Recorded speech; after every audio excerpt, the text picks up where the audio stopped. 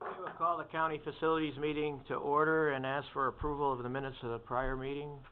Motion by Supervisor Conover, second by Supervisor Monroe. Any changes, corrections, deletions? Hearing none, call the question. All in favor? Aye. Opposed? So moved. Okay, Frank? Thank you, Mr. Chairman. The first action item is a new contract for electrical repair, installation, and upgrade services if needed. In the past, we have had some big things that needed to be done by an electrical contractor. They're very few and far between, but it's good to just have one on hand. This is Gross Electric was the low bid. Okay, motion to move it forward by Supervisor Conover, second by Supervisor Straw. Any questions? Hearing none, call the question. All in favor? Aye. Opposed? So moved. Okay, the next item, Mr. Chairman, is actually a referral item to give the committee an update on the RFP for the solar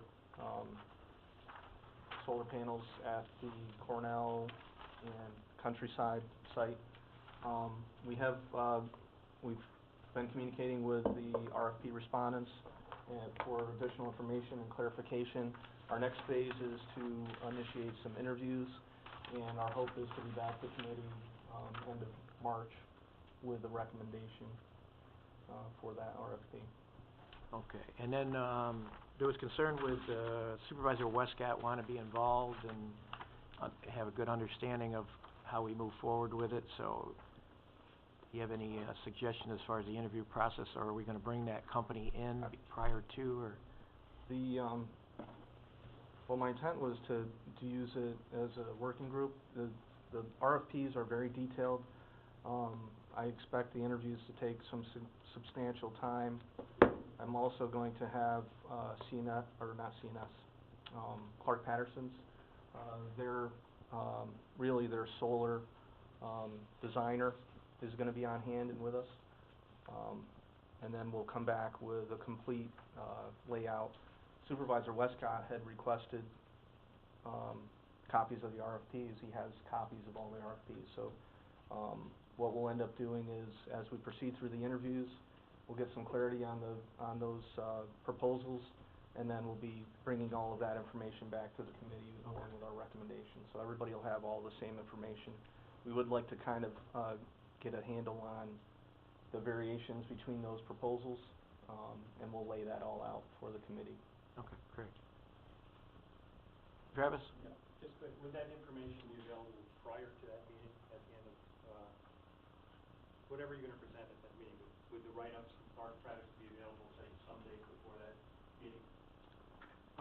Yes, and as soon as they're available, I can, put those out to the committee members, and you, of course, you can have your input on it. We haven't scheduled the interviews yet. We're going to try and do that over the next couple of weeks here.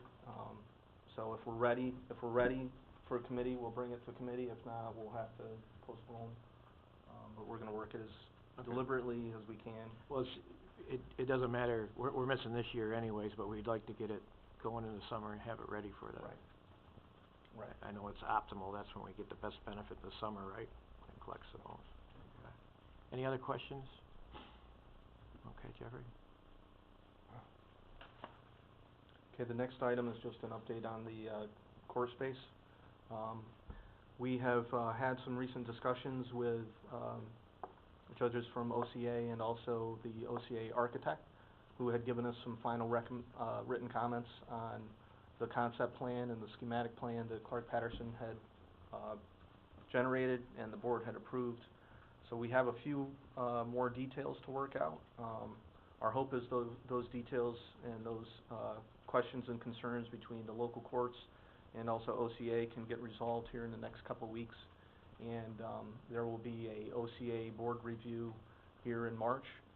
If they approve that plan, then we'll be back to committee. Our next step through committee after that final approval will be to authorize the additional design work for final design, and then to also authorize a funding source for that design work and, the construction bid. Anyone have any questions? at that time, you'll have your, estimates on construction, and, phasing, time, some sort of timeline. Yes. Okay. The last item, Mr. Chairman, is the municipal center security. This is the fob system on the doors. We've received quotes on moving the glass entrance doors into county clerk, and we're waiting on a contract for that, which should be forthcoming, and then we'll get that moved. I've put out an email to all department heads asking for input from them as to who they want to have access and what times. Also a list of who has fobs and who does not have fobs. So we're working with IT on that, and we're developing a database. If a fob has already been issued, we can simply take the number and activate that in this building. Bottom line, or worst case, I guess, would be if we don't have the fob in the system, then they would have to come over to our office, and there's a keypad there, we could swipe it, and that'll identify. So we're working on that. That should be in place hopefully within the next couple of weeks. And then as soon as everyone has their fob, and we've done some testing to make sure everything's working, then we can go with our lockdown of the basement at this point, and go from there. Okay. The cameras, the security cameras are all in place and are operating. That's about it, I guess. And who views the security cameras? Security guards can view them, IT currently can view them. It's an IP address, so anyone who Oh, okay. who is given access can go and see what's going on there. Okay. Any questions? Rach? Is it just live feed, or can you go back? You can go back, I think it's 30 days. You can cut down on the resolution and get longer on it, but these cameras are amazing. They really take a good picture, and for 30 days it's a storm. As I say, we can go longer if we want to cut down on the picture quality. If anyone's interested in seeing that camera system, it's right at the desk down by DMV with the security guard. So you can take a look at the monitor right there. Okay. No other questions? Ron? Just, in terms of the main entrance, the idea, the plan right now is to, secure the exterior doors, is that the idea? Yes. On the short term, I think that's maybe advisable, but I've often thought on this plan that, if you had, two interior doors, then you would have, like the police department, you'd have a place for people to walk in, and you have somebody there with a phone that could call it somebody in the department to come and get them. Whereas right now, what may happen, I'm not saying it's going to happen, is you're gonna have people pinned at that exterior door not knowing what to do. And, so there's gonna be some sort of signage, there's gonna be some kind of thing, but I was just thought, as you think about this going forward, some type of, interior, you're following what I'm saying? Mhm. Interior doors on either side of the main vestibule entryway, then people can come into the warm area or out of the weather, and can be, and then the security doors would be in either direction from that point. But I'm not saying that should happen tomorrow, as part of this initial program, but I think that kind of thinking should go into this going forward. That's part of the reason why we're moving that county clerk door further into the clerk's office. That'll be, our original plan was to lock the next set of double doors where the guard sits now, and then have someone come get the person. I think when we implement the first phase of this, that's not gonna be the case. You know, there's no metal detector or anything, so people are just gonna be screened and let in. But down the road, that section into the clerk's office could become a waiting area.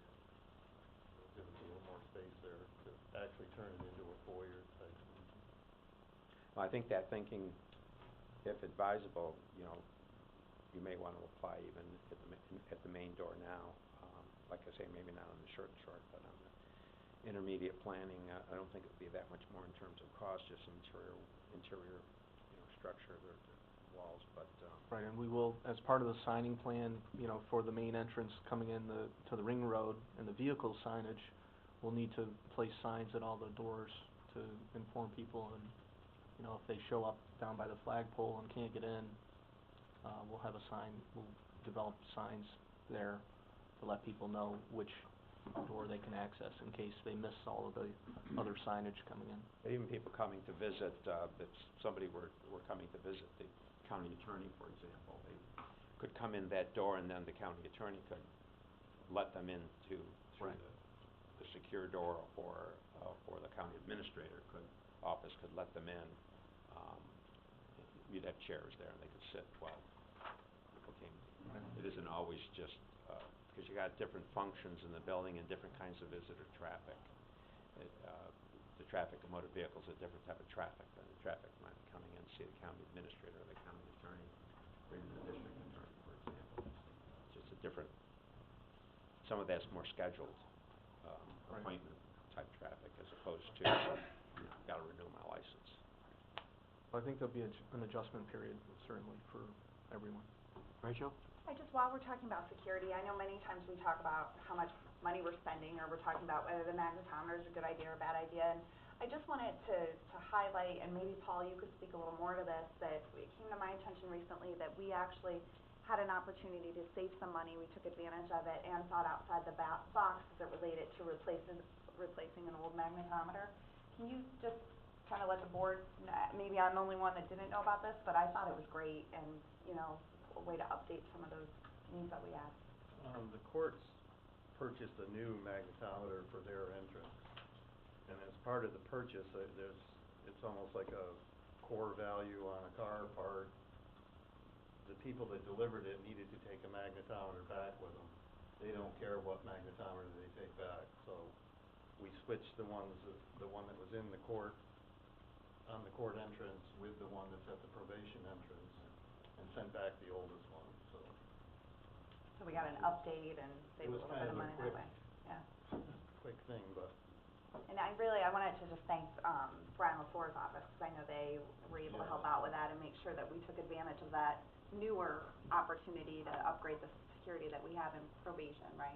And actually, the court officers are the ones that pointed it Oh, out to good. us, Well, so kudos it's to nice. them.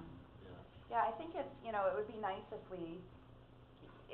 I don't know if we can send a letter, Paul, or put something in their file, or send something over to them, really thanking them for being aware of that, because that, I think, not only increased our safety, and our security here at the county, but we also saved some money, by being able to take advantage of that newer magnetometer, right? Yeah, we can certainly do that. That's great. Any other questions or discussion on the issue? Okay, Jeffrey? That's all I have for buildings. I guess we have privilege of the floor. Anything else come before Buildings and Grounds before Frank leaves? Okay. Having none, we'll go on to the airport. Okay, thanks, Mr. Chairman. Ross is out of town at a association, conference. Thank you, Frank. The first item on the action agenda is a new contract. This is for the annual Adirondack Hot Air Balloon Festival. We've been in communication with Mark Donahue of the festival. We're not anticipating any significant changes this year, so we'd like to authorize that contract so we can get started drafting that and execute it. A motion by Supervisor Wood, seconded by Supervisor Monroe. Any discussion? Hearing none, call the question. All in favor? Aye. Opposed? So moved. The next request on page 3 is to authorize the superintendent to establish annual recurring premium parking procedures and rates for the balloon festival.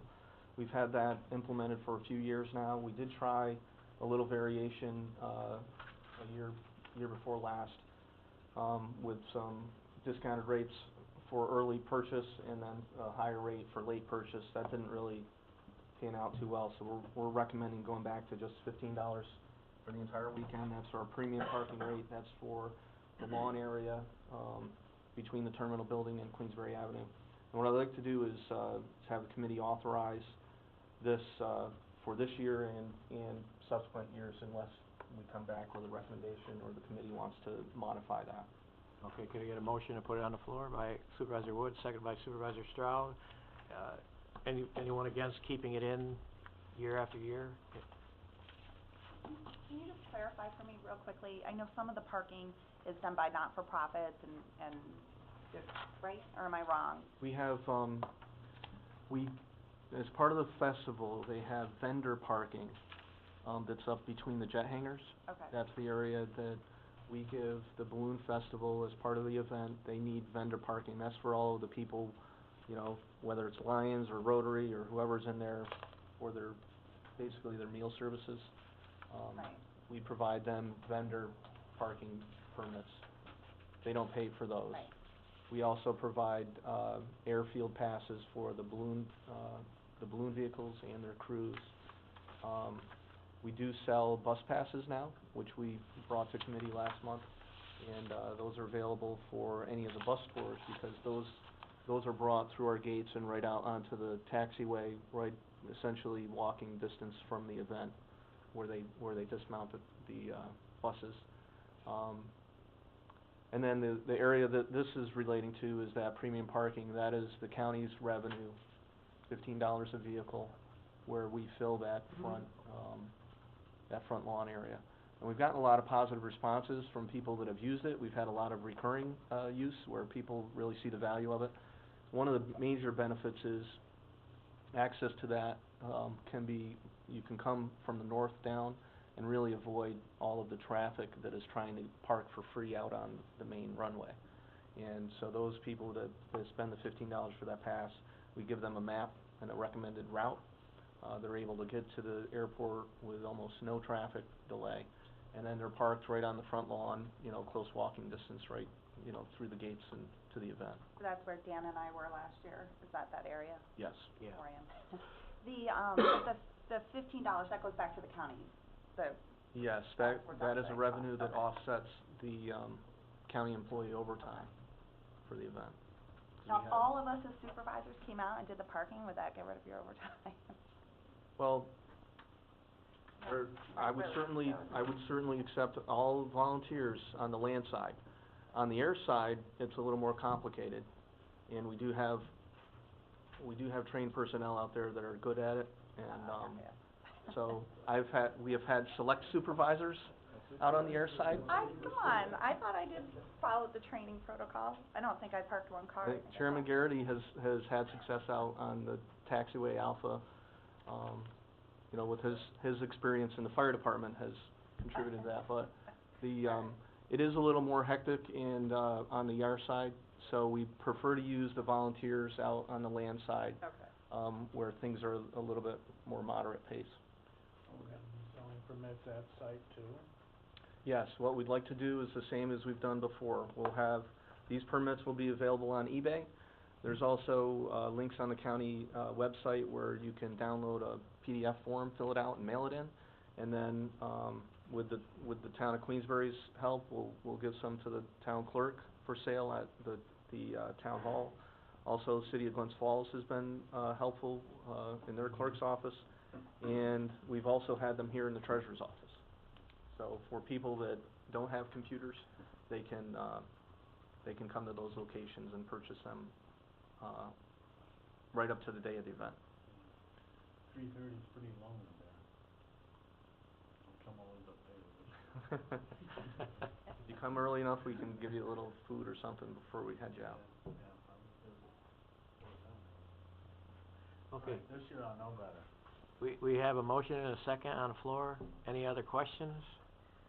We'll call the question, all in favor? Aye. Opposed? So moved. Okay, on page 4 is a request that I want you to ignore. And I gave you 2 more forms, which frankly, I don't even know if we've got this right yet, but the intent here is to move $38,000 out of the airport reserve and put it into our capital project H306. Now, the procedures to do that have changed a little bit over the past few years, where we've had to go through multiple steps of moving from the reserve into a transfers to capital project into the project account, and that's reflected in those 2 additional sheets that I gave you. We've had a little bit of bouncing back and forth with the treasurer's office, so Those have not been reviewed and finalized with the treasurer's office, but I just wanna be clear that the intent is that $38,000 will come out of the airport reserve, and it will end up in H306. H306 is the land acquisition project for the Forest Enterprises parcel.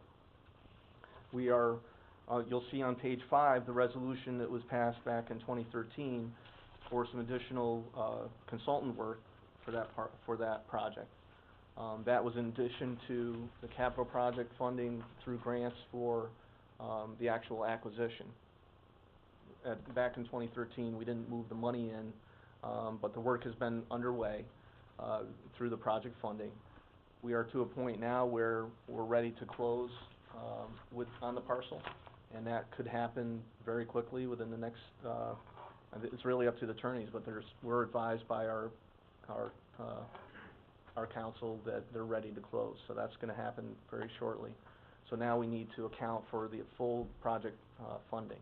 The $38,000 has not been added into the existing FAA grant. It will be, but we need to proceed now, and then as we close out the project, the grant will be supplemented to account for the full $38,000. So really what we're doing now is moving out of the reserve into the project so that we can complete the acquisition, and then at a later date, when the grant funds, are available, the grant will be amended. Okay, motion to get it on the floor by Supervisor Conover, second by Supervisor Straugh. Any questions? Just, in simple terms, the authorizing resolutions stated where it was to be paid from. It did not, however, until now, specify where the dollars were to come from. In other words, then what you're doing now is you're moving those dollars to pay for what was authorized under Resolution 221. That's right. We didn't do the increase to the capital project at the time. Travis? Jeff, you mentioned that you're ready to close on that parcel. When will we know what the price will be? I think the acquisition price has not changed. $327, right, but, I can let you know if I don't think it's changed at this point. Any other questions?